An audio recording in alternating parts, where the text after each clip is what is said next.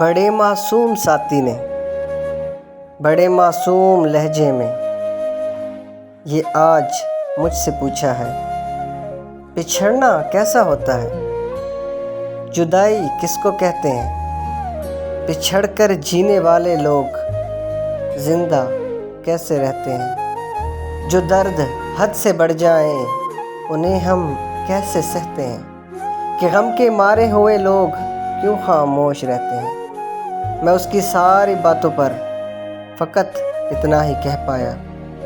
جو دل میں درد رکھتے ہیں گھڑی بھر وہ نہیں سوتے، اکیلے میں سے سکتے ہیں بظاہر وہ نہیں روتے، برابر سانس تو لیتے ہیں مگر زندہ نہیں رہتے۔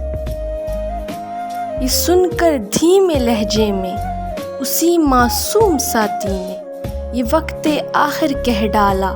چلو اس دنیا کی ہر ایک